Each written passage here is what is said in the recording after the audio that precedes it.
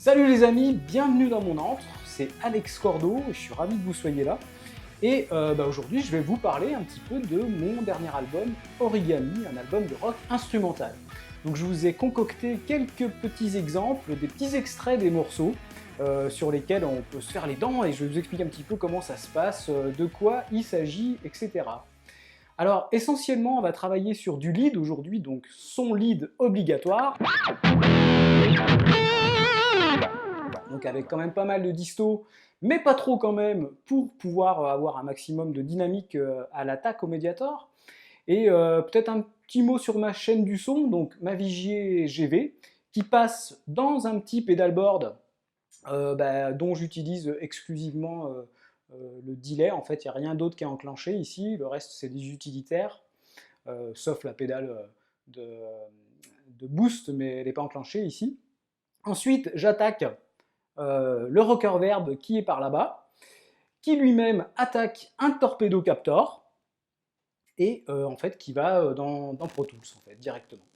Voilà pour la chaîne du son, et c'est parti tout de suite, on envoie l'exemple 1.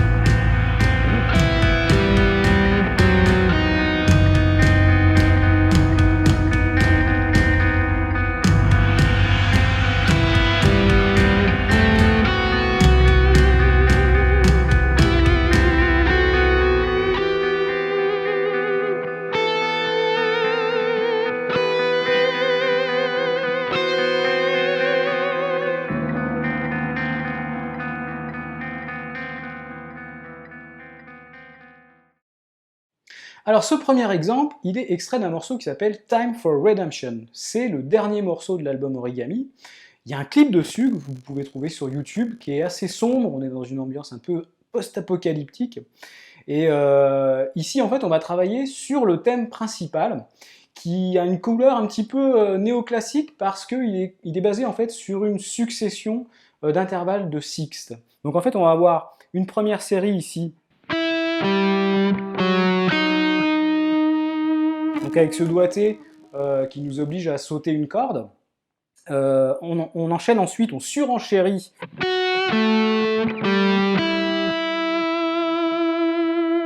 On recommence comme la première fois.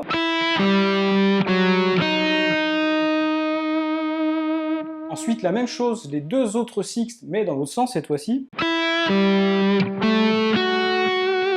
Et on termine par une petite montée.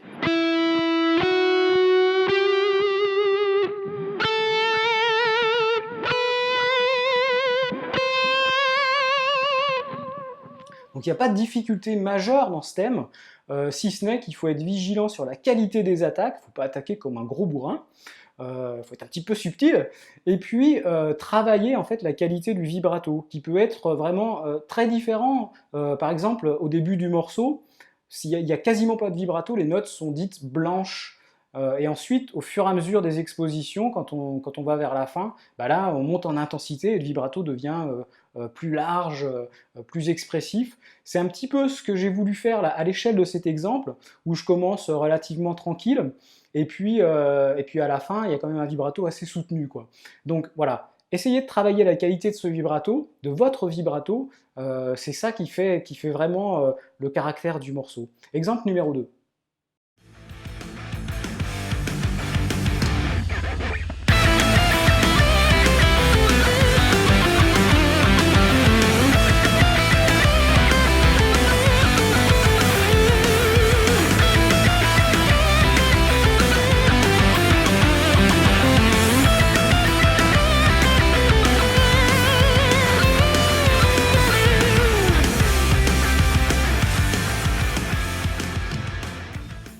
Alors, Hands Up, c'est un des morceaux péchus de l'album. En fait, dans Origami, il y a deux types de morceaux. Il y a des morceaux qui sont plutôt atmosphériques, c'était le cas pour Time for Redemption, le premier exemple, et puis des morceaux qui sont un petit peu plus rentre-dedans, un peu plus rock. Celui-ci en fait partie, avec un up-tempo, on va dire. Là, on va travailler sur le thème du refrain. Et ce thème du refrain, en fait, il est construit sur un jeu avec les cordes à vide. Donc la difficulté, ça va être de comprendre le mécanisme entre justement la mélodie des notes frettées et les cordes à vide qui s'intercalent. D'autant plus qu'il y a des changements de cordes, donc il ne faut pas trop s'en mêler les pinceaux dans tout ça. Et puis la deuxième chose, c'est qu'il va falloir marquer des accents, qui sont en fait les syncopes, les anticipations sur le temps, sur un temps qui va venir après. Et ces syncopes, en fait, elles sont marquées par le vibrato, encore une fois. C'est ça qui va faire qu'on va avoir l'impression qu'il y a un soutien, qu'il y a un appui, quoi, si vous voulez, quoi. Donc, lentement, ça fait ceci.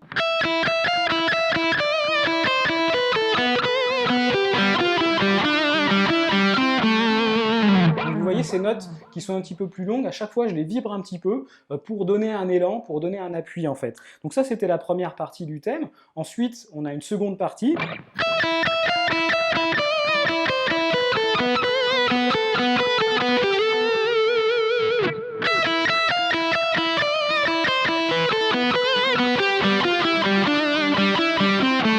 Ça c'était la troisième partie. Et la dernière.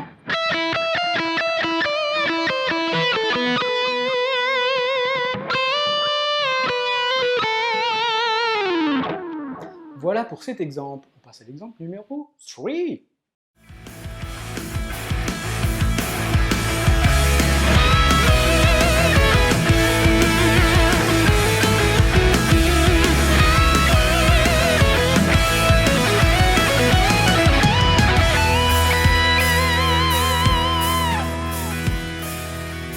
Alors ici, on a affaire à un morceau qui s'appelle Sunny Day for an Opossum. Me demandez pas d'où vient le nom.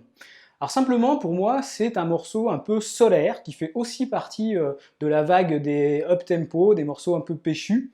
Et ici, on a un thème qui est en deux parties, on va dire une partie qui est plutôt phrase mélodique, et la dernière, c'est ce qui m'intéresse davantage, une petite montée sur la pentatonique de Mi majeur. Donc je vous montre la première partie déjà.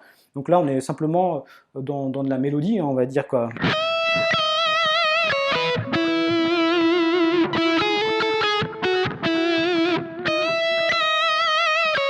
Et là, c'est la partie de fin.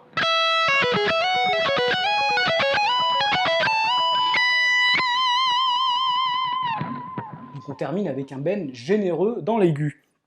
Et en fait, cette partie, elle est basée, donc, comme je vous le disais, sur la pentatonique de Mi majeur, et qu'on va monter par position. Donc une première position ici,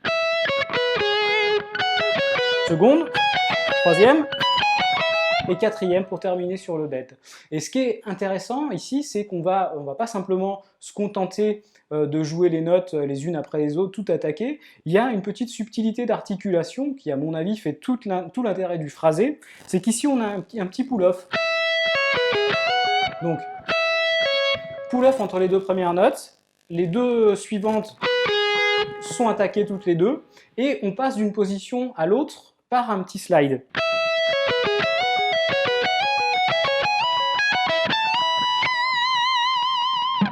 Voilà, on termine sur le bend. Exemple suivant, les amis.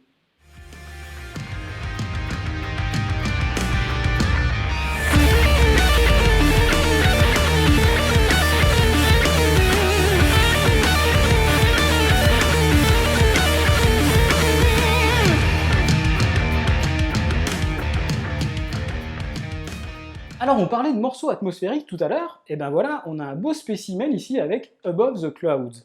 Et là, on est à la fin du morceau, c'est le plan qui conclut, on va arriver sur une série de pêches avec des tomes, il y a un côté un peu tribal, et, enfin voilà, quoi, c'est un peu le final, quoi, si vous voulez.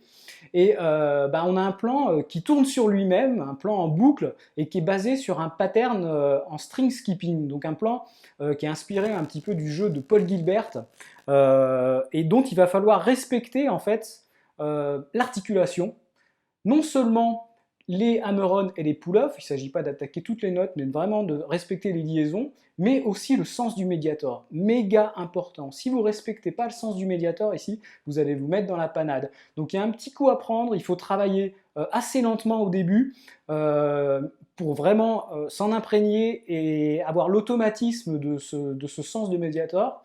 Et ensuite, ça roule, quoi. Donc on va avoir quelque chose comme ça, donc avec le string skipping au début, entre ces deux notes-là. Donc là, je saute la corde de sol.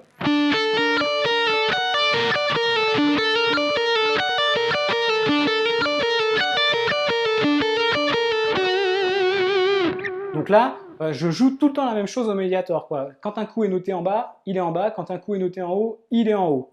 Et puis la deuxième partie...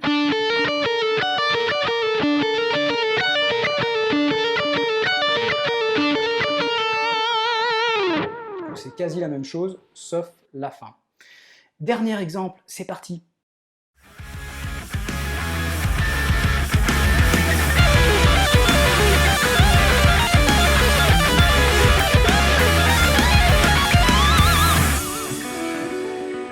Alors il fallait bien un morceau ternaire dans cet album, et ce morceau ternaire, c'est Memories. Là, on travaille sur un plan qui se situe au milieu du morceau, dans une partie que je pourrais qualifier de climax, ou apogée, quoi, si vous préférez. C'est le moment où il y a le plus de tension dans le morceau, et notamment sur le plan harmonique, puisqu'ici on est sur une harmonie de Do dièse altérée. Donc c'est vraiment très tendu, ça va se détendre après, mais voilà, c'est le principe du climax, faut aller un petit peu au bout de la tension. Donc là, sur une basse de Do dièse, nous, on va développer un arpège de septième diminué, un arpège de Ré septième diminué. Donc ça va donner ceci. Et en fait, cet arpège, on va le déplacer de 3 cases en 3 cases pour obtenir les renversements, puisque c'est la propriété, en fait, vous le savez peut-être, des arpèges diminués. C'est des arpèges qu'on peut développer de manière symétrique. Donc à chaque fois que je le déplace de 3 cases, eh ben, j'obtiens le renversement suivant. Donc c'est plutôt intéressant comme propriété. Donc c'est pas simplement ça, mon plan, il y a une petite variation. Cet arpège diminué, en fait il y a une petite extension dans les deux sens du terme, puisque c'est une extension harmonique ici, mais aussi une extension digitale, il faut aller chercher, il faut écarter un petit peu les doigts. Et en fait, cette note-là n'appartient pas à l'arpège diminué, elle appartient en fait, elle renvoie à la gamme diminuée inversée, qui est aussi une gamme symétrique, et vous l'entendez, on est vraiment dans quelque chose de très tendu, quoi. C'est ça qu'il faut retenir, c'est ça qui est important, quoi. C'est des éléments en fait qui participent à donner de la tension à cet endroit-là. Et c'est ce que je cherche. Et donc du coup, on a un pattern qui va faire ça.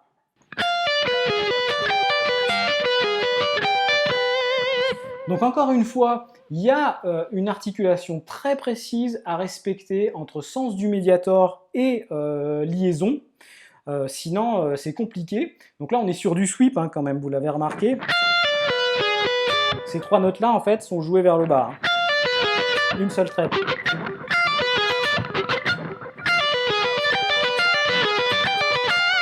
Ça, c'est mon pattern de base, c'est déjà un exercice en soi. Si vous voulez déjà le bosser pour le faire tourner, là, je pense que c'est déjà un préalable avant de s'attaquer au déplacement. Donc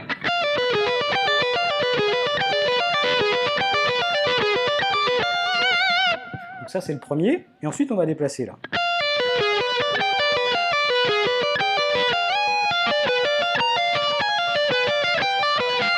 Après, je reviens là. Donc à chaque fois, je passe de l'un à l'autre avec un petit glissé. Discret ou pas, après à vous de voir si vous voulez l'appuyer ou pas. Et à partir de ce moment-là, en fait, je vais développer de 3 cases en 3 cases mon plan.